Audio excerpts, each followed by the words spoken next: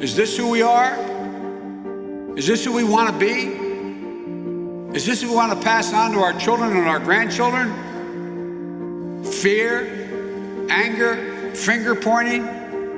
Or do we want to be the America we know we can be?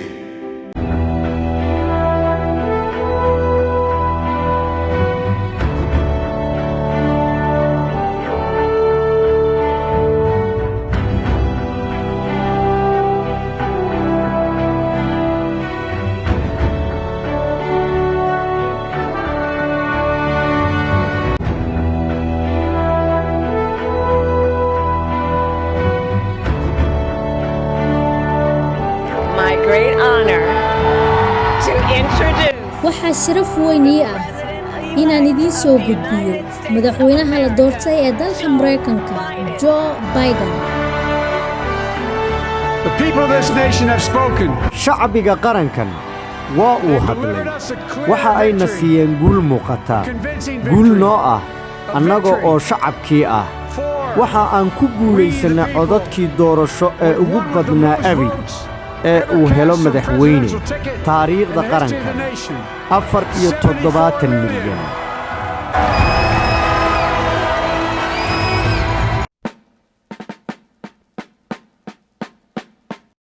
Joe Biden waxa uu ku dhashay 20 November 1942 gobolka Pennsylvania ee dalka Mareykanka waxaana xusid mudan in gobolka Pennsylvania uu noqday gobolkii Joe Biden gaarsiiyay kursiga madaxtinimada ee dalka Mareykanka kadib markii uu ka helay gobolkan 20kii cod ee ka dhimanaa si uu soo afjaro loolankii adkaa ee uu la galay Donald Trump. Magaciisu waa Joseph Robinette Biden waxaana loo yaqaanaa Joe Biden waa rugcadda ku dhex gaamuray siyaasadda dalka Mareykanka waana mid ka mid ah tiirarka xisbiga dimuqraadiga waxaana lagu tilmaamaa shakhsi furfuran oo aftahan ah aadna u xasiloon inta badanna waxa wajigiisa laga dheehdaa dhoolla cadeen uu ku kasbado bulshada ku hareeraysan iyo taageerayaashiisa intaba. haddaba mawaaqifta siyaasadeed ee Joe Biden gaar ahaan dalalka muslimiinta ah ma u dabacsan yahay sida dhoolla cadeyntiisa oo kale. halkani waa Kongareeska Mareykanka oo uu Joe Biden in ka badan 36 sano ka ahaa senator laga soo doorto gobolka uu degan yahay ee Delaware wuxuuna ahaa senatorkii ugu yaraa ee gala Kongareeska dalka Mareykanka xilligaas oo da'diisu ahayd 29 jir halka uu noqonayo xilligan madaxweynihii ugu da'da weynaa ee soo mara dalka Mareykanka. Joe Biden waxa uu ahaa senator doodo kulul oo xamaasadeysan ka dhiibta aqalka sare ee Kongareeska intii uu ka tirsanaa. haddii aysan Israa'iil jiri lahayn Mareykanka waxa uu ku qasbanaan lahaa in uu abuuro Israa'iil. hadalladaasi waxa uu Joe Biden ka hor yiri Kongareeska xilligii uu xubinta ka ahaa isaga oo muujinaya taageerada uu u hayo Israa'iil. haddii aan eegno bariga dhexe waxaa la gaaray xilligii aan joojin lahayn inaan ka cudur daaranno taageeridda Israa'iil annagoo ah kuwa taageera Israa'iil ee ku jira golahan sida aan samayno badankeen. waa in la joojiyaa bixinta raaligelinta in aan taageerno Israa'iil. ma jirto sabab aan raaligelin u bixinno. waa 3 bilyan ee ugu wanaagsanayd ee aan maal gashanno. haddii aysan Israa'iil jiri lahayn Mareykanku waxa uu ku qasbanaan lahaa in uu abuuro Israa'iil si uu u ilaashado danihiisa mandiqadda. Joe Biden intii uu ka tirsanaa Kongareeska waxa uu taageeray dhaqdhaqaaqyadii xornimo doonka ee dalka Koonfur Afrika wuxuuna aad u cambaareyn jiray nidaamkii cunsuriga ahaa ee ka tilan jiray dalka Koonfur Afrika. laakiin gudaha dalka Mareykanka gaar ahaan gobolka uu Kongareeska ku matalayay ee Delaware waxa uu si kulul uga soo horjeestay sharci ujeedkiisu ahaa isku imaatinka ardayda madowga iyo kuwa cadaanka ee iskuulada iyo in ay wada raacaan basaska iskuulada. sidoo kale intii uu senatarka ka ahaa waxa uu taageeray dagaalkii Khaliijka ee ugu riday madaxweynihii dalka Ciraaq ee Saddam Hussein iyadoo ay xusid mudan tahay inuu ka soo horjeestay dagaalkii Khaliijka ee kaas oo lagu qaaday Ciraaq kadib qabashadii Saddam Hussein ee dalka Kuwait.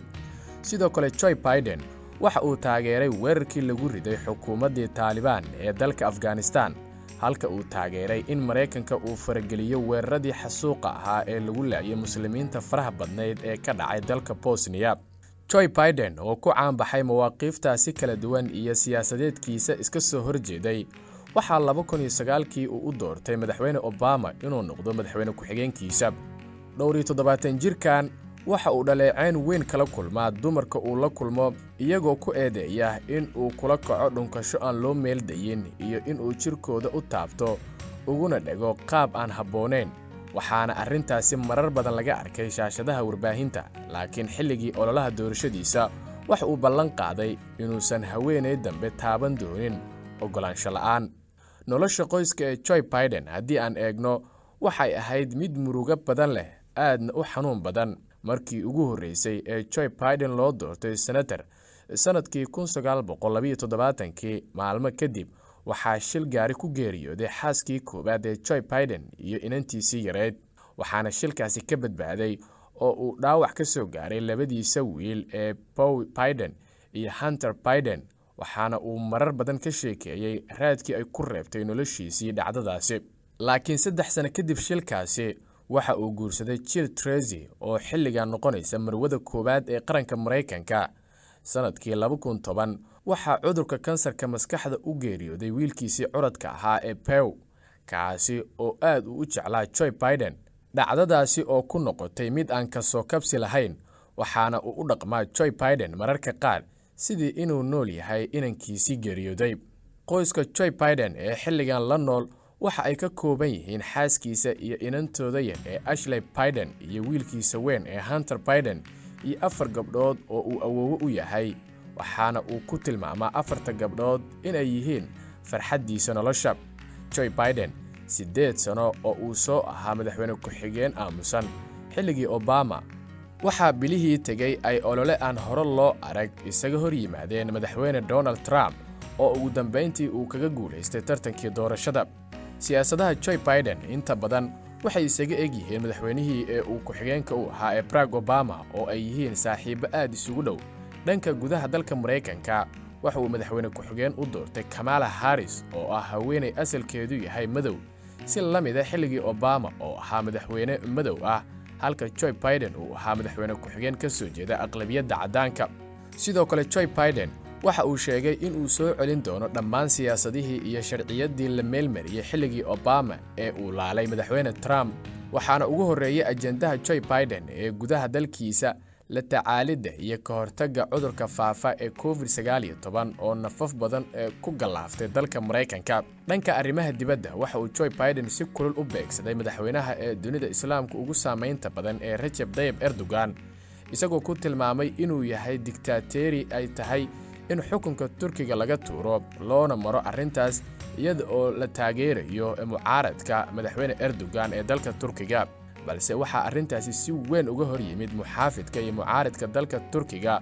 oo mowqif midaysan ka istaagay hadalkii Joe Biden ee ka dhanka ahaa Erdogan intii aan loo dooran madaxweynaha dalka Mareykanka sidoo kale Joe Biden qoraal uu soo dhigay boggiisa Twitterka waxa uu ugu hanjabay madaxweynaha dalka Masar ee Al-Sisi isaga oo sheegay inuu indhaha ka laaban doonin tacadiyada Al-Sisi ee ka dhanka ah xuquuqul insaanka ee dalka Masar dhanka Sacuudiga waxa uu Joe Biden si cad oo aan ka gambasho lahayn ugu eedeeyay dhaxal sugaha boqortooyada Sacuudiga Amir Mohammed bin Salman dilkii wariyihii lagu dhex dilay qunsuliyadda dalka Sacuudiga ee magaalada Istanbul Jamal Khashoggi waxaana uu Joe Biden ka sheekeeyay qaabkii loo dilay Khashoggi waxa uuna tilmaamay in amarkaas uu lahaa Mohammed bin Salman madaxweynihii xilligaas talada hayay ee Donald Trump aanu waxba ka qaban sidoo kale Joe Biden waxa uu ka hadlay dhibaatada dalka Yemen ku habsatay waxaana u ballan qaaday in uusan hub ka iibin doonin dalka Sacuudiga dhanka Iran waxa uu sheegay Joe Biden in uu dib u soo celin doono heshiiskii nukliyeerka ee la saxiixay xilligii Obama arrintaas oo aad looga soo dhaweeyay dalka Iran kaasi waa Joe Biden oo ah madaxweynaha la doortay ee dalka Mareykanka oo ay dunidu sugayso caleemasaarkiisa 20 Janaayo 2021 I'm Joe Biden and I approve this message. waana qirayaa fariintan